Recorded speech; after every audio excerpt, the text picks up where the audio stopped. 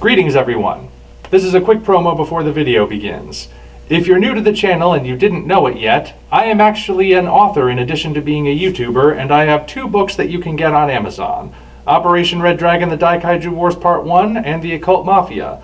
The first is sort of a bizarre, absurdist kaiju anime mashup, and the other is a horror noir story with a hint of a western thrown in there. They're both set in the same universe, and at this point have received mostly positive reviews, so you might want to check them out. I've provided Amazon links for both of them down in the description. They're both available in either paperback or Amazon Kindle, and Operation Red Dragon is also available in audiobook form. So if either of these strike your fancy and you want to support a struggling artist, feel free to go down and check out either one or both of them. Alright, the shameless self-promotion is out of the way, we can get on with the video. Thank you all for your support. Hello ladies and gentlemen, I am the Omni Viewer, and welcome to Genre Benders, Obscurities, and Flawed Gems, where we look at the best stuff you've never heard of. Today we take a brief foray into the realm of comic books so we can— Omni, there's a pizza guy at the door. Well, it's about time. What's his excuse for being late? He said there was some giant blue ice dragon on South Street. He tried to take a detour, but it gave chase. Personally, I think he's making excuses. Maybe. But have you considered the possibility that he's telling the truth? After all, giant monsters can be a serious hazard in the world of fast food delivery. How do you figure that? I read it from a very reliable source. This one-shot comic book entitled 30 Monsters or Less. Seriously? You consider a comic book to be a good source of factual information? Hey, most of them are more honest than any news network these days. Touché. So what's the book about? I'm glad you asked. By coincidence, the comic is set in 2020. Giant monsters have been a constant plague on mankind since the 50s, but man has never figured out how to get rid of them, so society has simply had to adapt. There are still perils, but for the most part, humanity has figured out how to live safely in a world of kaiju.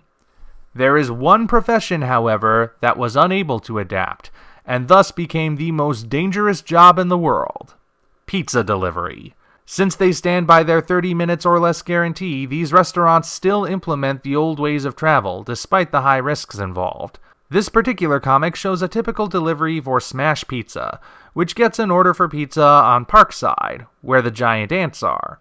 A job is a job, and their delivery boy Kyle must deliver the pie and outrun the oversized insects so he can get his sizable tip. 30 Monsters or Less is a very straightforward story carried entirely by its premise: pizza delivery in a world overrun by kaiju. The book is a day-in-the-life scenario, giving us a brief glimpse into this setting from a unique perspective. The concept is inherently absurd, of course, and the book knows how absurd it is, so it has fun with the idea by showing the full extent of the process. How are cars equipped to evade the monsters? What does the restaurant itself do for security? Even the way characters treat the situation is explored. Kyle's response to driving through giant ant territory is viewed like driving through a bad neighborhood. Despite that absurdity, it takes itself just seriously enough that it doesn't break immersion, so you'll want to keep reading in order to see what happens. The obvious homage to the 1954 classic Them is also well played, as the ants are a clear reference to that movie, but they have original designs. The faces in particular are given a skull-like visage that makes them look even creepier. You know, I'm not quite sold on the art style. Yeah, much like pineapple on pizza, the visuals are an acquired taste. Unlike the structured, clean, vibrant aesthetic of mainstream comics, 30 Monsters or Less has a grungier, almost impressionistic look. The style works well for the monster portions, but the human portions can vary. There aren't even any dialogue balloons, but rather lighter portions of the panel where the words are written.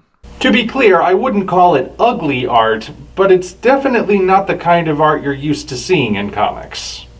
I believe that it works well for visually conveying the world to us, as the murky colors and strange proportions tell us what kind of strange, semi-apocalyptic setting this is, even before we get the text blurb that explains everything.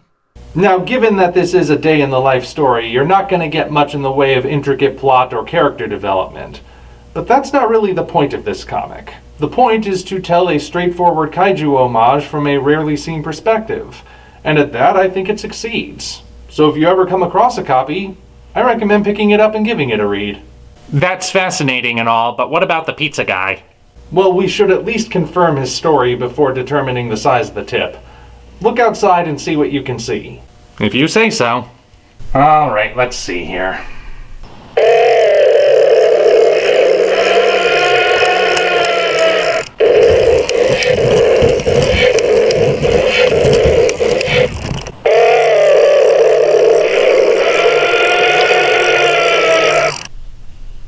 Winter is coming indeed.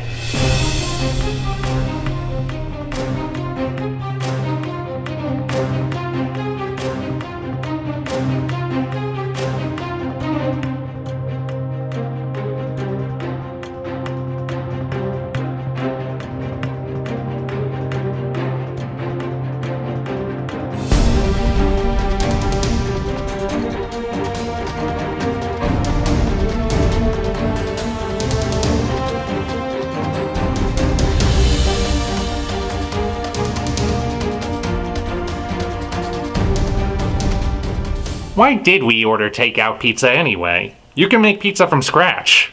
True, Snazzy, but we don't have any pepperoni. And it's a crying shame that we don't.